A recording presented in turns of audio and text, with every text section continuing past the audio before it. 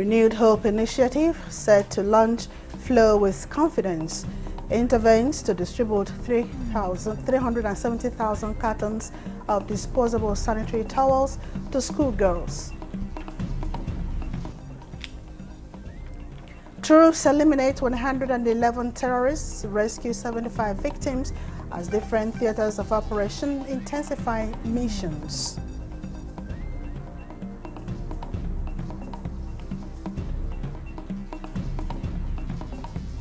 The success of the operation of the Air Force in securing critical assets is paramount to us. Rivers State Government hands over a helicopter to Nigerian Air Force, boasts emergency response capabilities across Niger Delta region.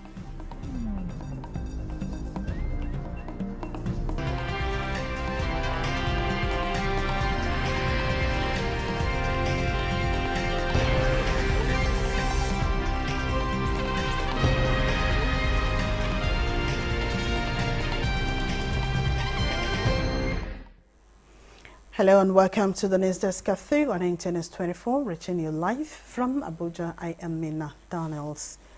Senate suspends Senator Natasha Akpoti-Uduaghan for 6 months from 6 March for rules violation. The details in our subsequent bulletins. Nigeria's First Lady Oluremi Tinubu says rather than see the joint observance of the holy month of Ramadan and Lenten season as mere coincidence, Nigerians should see it as God's way of demonstrating his desire for unity among them. She made the remark while addressing State House correspondents on the sideline of the 2025 RHI quarterly meeting with state coordinators.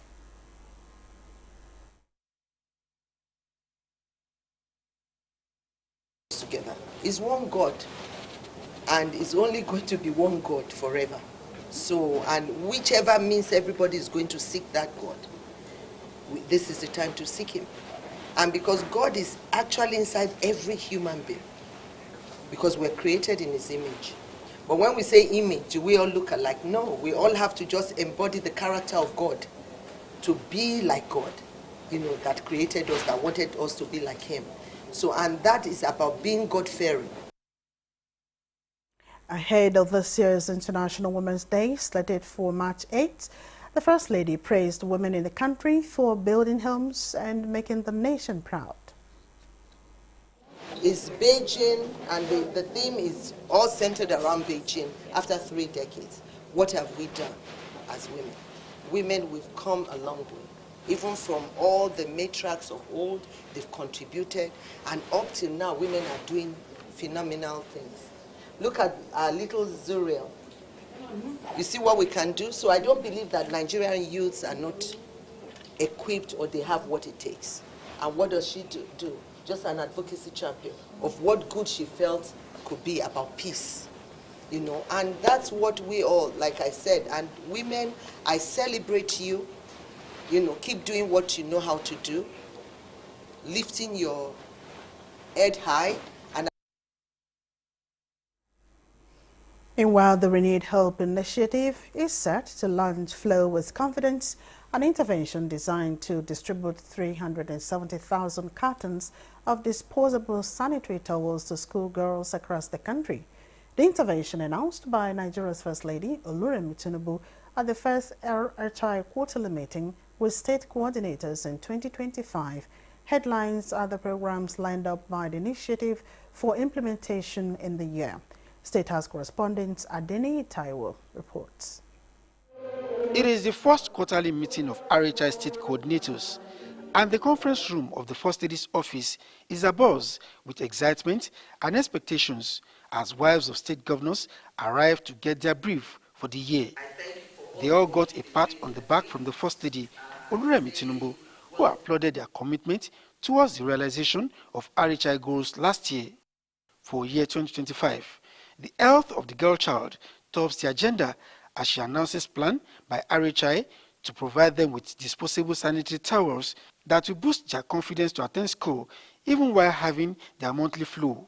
I want you to personally hand over a carton of sanitary towels to each child that comes. I want you to consider those in the rural communities. Those are the ones we will concentrate on that cannot afford. So we're going to be giving 10,000 to each state. Bothered about the threat posed by plastic waste to the environment, the First Lady outlines plans by RHI and the Ministry of Environment to enlist the support of students to protect the environment. We are going to start with environment climate change clubs for secondary school, senior secondary school, not junior. Because they might have to go out, because we might have to clean beaches for those people who are in riverine areas. Either their waterways and things like that, we might want to go out. And then environment climate change society for students studying environment that are in the Faculty of Environment in various tertiary institutions. There's nothing wrong with the state having a recycling plant. So when you get to your various states, please intimate your husbands. From where the initiative left off last year in the provision of business recapitalization grants to people with disabilities, the First Lady announced plan to increase the grant to 250,000 naira for 250 beneficiaries per state. And on the 24th March, there is the World TB Day. Community outreach will be in FCT for me. In our projection for year 2025, the First Lady was upbeat about the new year, describing it as the year that love can birth great things for Nigeria. It is now time for that vision to move to the realm of reality, explaining why she's having this critical meeting with state RHI coordinators, ACO travelers, and the critical business of interventions. From the enthusiasm in the room, it is clear that the lot of families and other vulnerable groups in the country will get better in the unfolding year. In the State House, Adeniyi Taiwo, NTA News. Nasarawa State Government and the Universal Basic Education Commission, UBEC, have agreed to work out modalities towards addressing issues of almajiri and out-of-school children in the state. This was the fallout of a meeting between Governor Abdullahi Sule and the Executive Secretary of UBEC, Aisha Garba Ali Tijani, reports. This is the first visit of the Executive Secretary of Universal Basic Education Commission, UBEC, Aisha Garba, to any state in the country since her appointment by President Bola Tinubu. The choice of Nasarawa State is strategic in view of the UBEC Smart School, established in the state few years ago. The visit, therefore, is to enable her access the progress made so far in the implementation of the Smart School initiative and how it can be replicated in other states.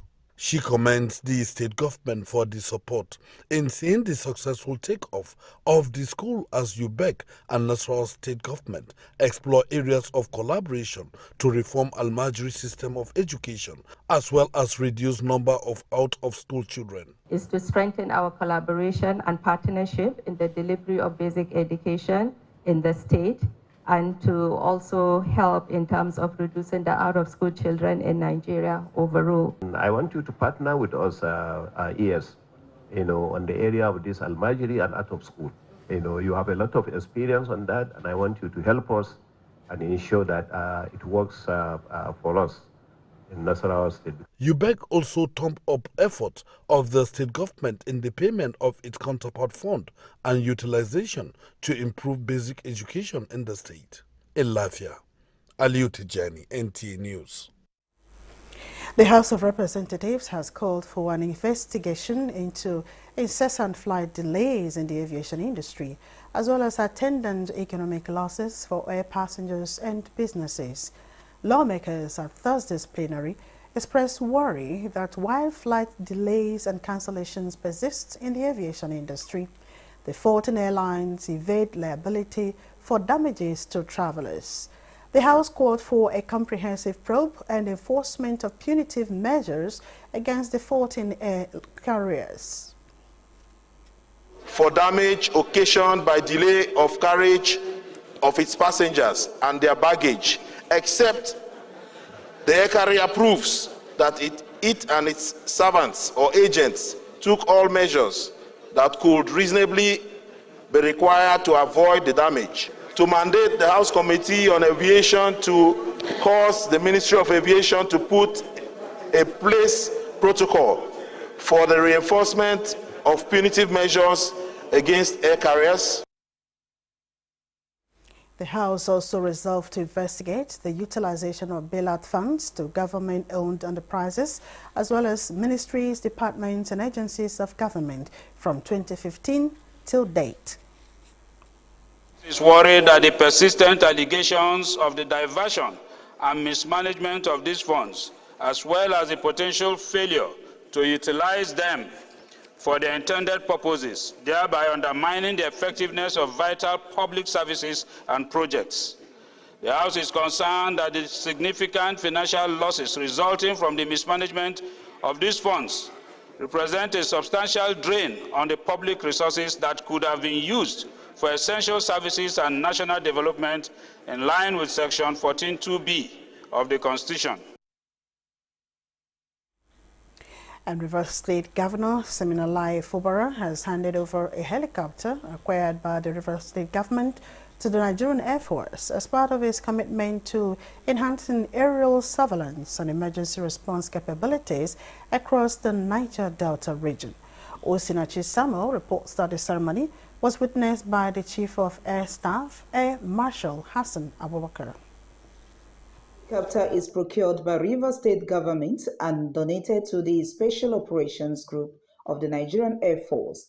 Governor of Siminalayi Fubara says the gesture is a demonstration of his administration's commitment to supporting the federal government in providing logistics and facilities that will enhance smooth and swift operation for the safeguard of lives and property of people within the oil-rich region. When we received the request from the Chief of Air Staff that they are interested, if we'll be willing to donate it for security operation, we didn't hesitate. We brought it before the Executive Council and we deliberated on it. And we all agreed that the success of the operation of the Air Force in securing critical assets is paramount to us. Air Marshal Hassan Abubakar says the helicopter, which is a strategic boost to national security, will no doubt add value to their operations. We remain deeply grateful to the Rivers State government for its consistent support and dedication to our well-being over the nearly 6 decades that we have been here. High point of the ceremony was the signing of the procurement documents between the Rivers State government and the Nigerian Air Force. In Port Harcourt, Osinachi Samuel, NTA News. Troops of the Nigerian military have in the last 7 days eliminated 111 terrorists across different theaters of operations. The Director of Defense Media Operations, Major General Marcus Kanye, announced this during the bi-weekly news conference at the Defense Headquarters in Abuja.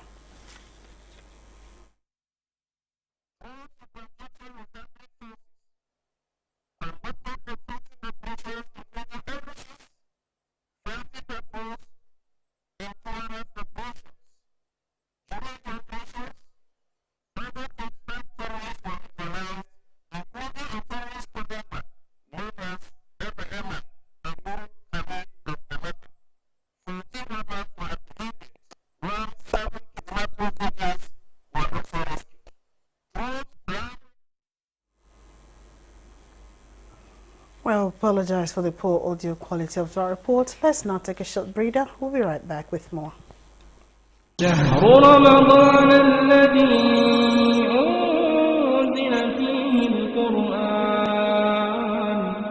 Nigeria Television Authority, NTA, Federal Radio Corporation of Nigeria, FRCN, and Voice of Nigeria, VON, cordially invite the general public to its 19th annual Ramadan lecture. Topic: Faith, Politics and Power, the involvement of ulama in politics and its implications. Guest lecturer, Sheikh Maruf Onike Abdulaziz, Chief Missioner, NASFAT Worldwide. Chairman of the occasion, Idi Mukhtar Meha, Minister of Livestock Development. Special guest of honor, Muhammad Idris, Minister of Information and National Orientation. Royal Father of the Day, His Highness Mala Ahmed Nuhu Bamali, Emir of Zazzau. Chief host, His Excellency Malam Ubasani, the Executive Governor, Kaduna State. Host, Malam Salihu Abdul Hamid Dembos, Director General NTA. Dr. Muhammad Bulama, Director General FRCN. Malam Jibril Babandachi, Director General Voice of Nigeria. Venue, Lumana Multipurpose Center, River Close, off Jabi Road East, off Sultan Road, Kaduna. Date, 8 March 2025. Time, 9 a.m. Inshallah. For partnership or advert placement. Announcer, Organizing Committee.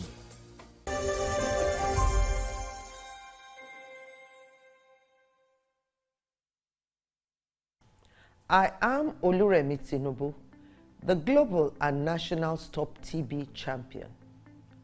Many people have asked why I've chosen to champion the fight against a disease like tuberculosis. My reason stems from a deep personal experience.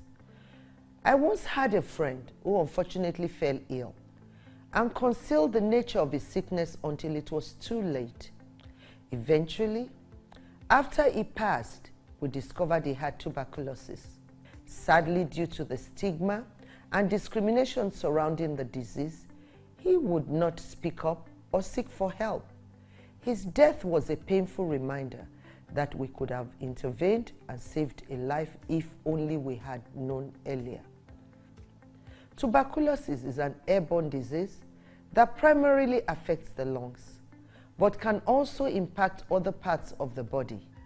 Being airborne means anyone, regardless of their social economic status, can contract it. In Nigeria, 1 person dies of TB-related illness every 7 minutes, amounting to 206 deaths every day. Globally, 1 person succumbs to TB every 25 seconds, which is a staggering 3,456 lives lost daily. These deaths are entirely preventable because TB is curable if detected and treated early. If you or someone you know has been coughing for 2 weeks or more, coughing up blood, experiencing night sweats, or losing weight drastically, it might be TB. Please visit the nearest government hospital or primary healthcare center for proper diagnosis and treatment. TB treatment is free in all government and some private health facilities. Let us also remember not to stigmatize or discriminate against TB patients or those who have been treated for TB. Individuals who have been cured of TB cannot infect others. I call on all stakeholders, especially the private sector, to join us in the fight to end TB in Nigeria. Together, we can make a difference. Remember, TB anywhere is TB everywhere. End TB by 2030. Yes, we can.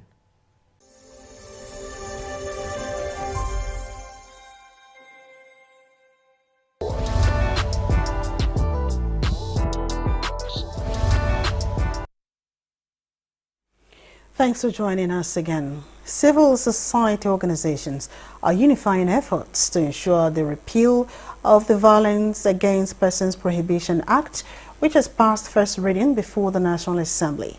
African Center for Leadership Strategy and Development, Ford Foundation, Side by Side Movement, Interfaith and Traditional Leaders for Gender Justice are at the forefront in the promotion of key issues. The organizations are appealing to the National Assembly to be considerate and embrace the prepositions in the bill for a robust reform that will bring about generational solutions of gender-based violence. Matter of fact, it's very fundamental now because right from the time of COVID-19 till now, gender-based violence has been on the increase. And we need an accountability document, which the VAP Act represents. It's a democracy, it's a process, it has just passed the first reading. And when we get to the public hearing aspect of it, that is when the interested parties will come and do the needful. This underscores the urgent need for unified advocacy to safeguard the rights and dignity of vulnerable individuals, particularly women and girls. The repeal process will also have a public hearing session that will project key areas that will answer to many salient questions capable of changing the narrative around gender-based issues in the country. The National Human Rights Commission has released the February 2025 Situation Dashboard, saying it received a total of 205,364 complaints across the 36 states of the Federation, with a 5% increase from January 2025. The dashboard, being the second edition for the year, is a reflection of the Commission's unwavering commitment to the promotion and protection of human rights of Nigerians. Executive Secretary of the Commission, Tony Ojukwu, while acknowledging the need for a strong measure to combat crime, he emphasized that justice must be administered in line with international human rights standards. As frontline human rights defenders in dealing with issues of women and children, the National Human Rights Commission has approved a child safeguarding policy. As there have been noticeable increase in the number of children who come in contact with the Commission staff, the policy is aimed at protection of children and young persons who use the services of the National Human Rights Commission from harm, and ensure that they are treated with dignity and their human rights protected. Is having this free-for-all violation of human rights. As a national human rights institution, it is our duty to call attention to state authorities on some of these new legislation.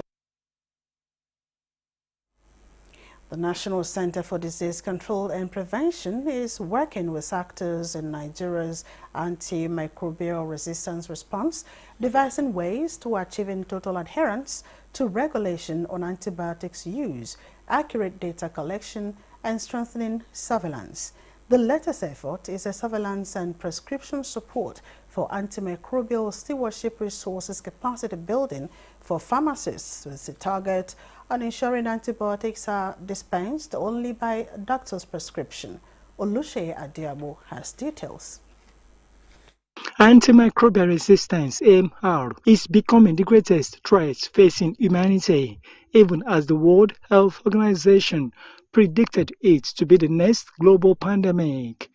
Countries around the world have been making efforts to confront these looming crises, just as partners in the health sector continue to drive initiatives aimed at improving stewardship, enhancing surveillance, promoting research, and strengthening healthcare systems. We have brought them here to let them know the importance of what develop of using data, what we call surveillance. So no pharmacist is expected to actually dispense antimicrobials without prescription, whether in the hospital or in the community.